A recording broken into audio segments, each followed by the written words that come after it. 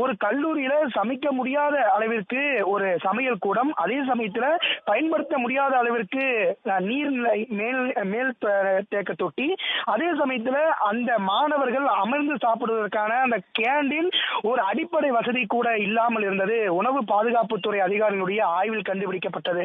அதே சமயத்துல உணவு தயாரிப்பதனுடைய அறையில் காலாவதியான ரொட்டி பாக்கெட்டுகள், மசாலா போன்றவைகள் உணவு பாதுகாப்புத்துறை அதிகாரிகளால் பறிமுதல் செய்யப்பட்ட நிலையில அந்த மேல் இருக்கும் நீர்நிலை தொட்டி வந்து கிட்டத்தட்ட சுத்தம் செய்து 3 ஆண்டுகளுக்கு மேலாக இருந்ததாக விசாரணையில தெரிய வந்திருந்தது. இதனால வந்து சுமார் 400க்கும் மேற்பட்ட மாணவர்கள் வந்து வாந்தி, மயக்கம் போன்ற உடல் பாதிப்புகளுக்கு உள்ளாகி குமராபாளையம் பகுதியில் இருக்கின்ற ஒரு தனியார் மருத்துவமனை, குமராபாளையம் அரசு மருத்துவமனை, அதே சமயத்துல அந்த கல்லூரிக்கு சொந்தமான கல்லூரி வளாகத்தில் இருக்கின்ற 3 இடங்கள்ல அந்த மாணவர்களுக்கு வந்து அந்த மருத்துவ பரிசோதனை என்பது நடைபெற்றிருக்கின்றது. இந்த நிலையில்தான் இது சம்பந்தமாக நம்ம வந்து உணவு பாதுகாப்புத்துறை அதிகாரியிடம் கேட்டபொழுது 400க்கும் மேற்பட்ட மாணவர்கள் பாதிக்கப்பட்டிருக்காங்க, 50க்கும் மேற்பட்ட மாணவர்களுக்கு தீவிர சிகிச்சை அளிக்கப்பட்டிருக்கின்றது.